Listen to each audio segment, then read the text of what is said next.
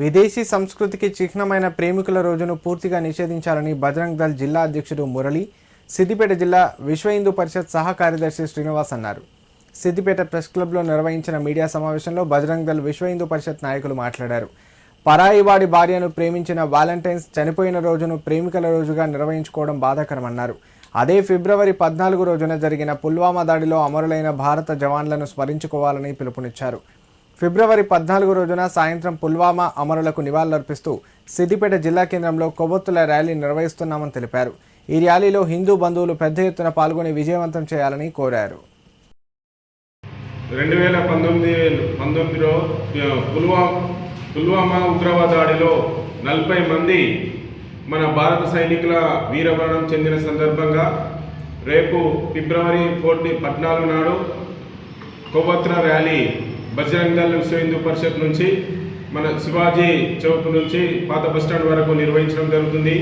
తప్పకుండా ప్రతి ఒక్క హిందువు, ప్రతి ఒక్క బాధ్యత గల నేను హిందువుని, నేను పాల్గొంటాను. మన గురించి వీర సైనికులు వీరమరణం పొందిరు కాబట్టి వాళ్ళ ర్యాలీలో నేను కూడా తప్పకుండా పాల్గొంటానని ప్రతి ఒక్క హిందువు, ప్రతి ఒక్క హిందూ సంఘాలు అందరూ పాల్గొని పెద్ద ఎత్తున ఈ యొక్క ర్యాలీని విజయవంతం చేయగలని విశ్వ హిందూ పరిషత్ బజరంగ్ దళ్ నుంచి కోరుచున్నాం.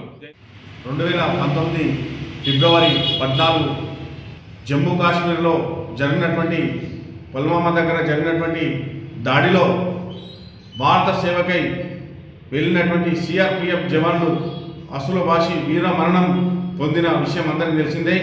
మరి వాళ్లకు ఘన నివాళులు అర్పించడానికి మన సిద్దిపేట స్థానిక వీర సావర్కర్ చౌరస్తా నుండి పాత బస్టాండ్ అంబేద్కర్ సర్కిల్ వరకు కొవ్వొత్తుల ర్యాలీ రేపు సాయంత్రం 6 గంటల నుంచి 7 గంటల వరకు నిర్వహించబోతా ఉన్నాము. ముఖ్యంగా ఇటు మన దేశ సైనికులను మనము గౌరవిస్తూ వాళ్ళను స్మరిస్తూ, అదేవిధంగా ఫిబ్రవరి 14 లవర్స్ డే అని చెప్పి మన సంస్కృతిని విచ్ఛిన్నం చేయడానికి విదేశీ కార్పొరేట్ ఏదైతే వ్యాపారస్తులు వాళ్ళు డబ్బులు సంపాదించుకోవడానికి మన భారత యువతను పెడుదారిన పట్టిస్తున్నారు. కాబట్టి అందరూ కూడా ఈ విషయాన్ని గమనించాలి. యువత అందరూ కూడా గమనించి మన సంస్కృతిని తెలుసుకొని ఆ లవర్స్ డేని పక్కకు పెట్టేసి మన భరత మాతకు సేవ చేసే మార్గంలో నడవాలని బజరంగ్ దళ్ పిలుపునిస్తూ ఉంది.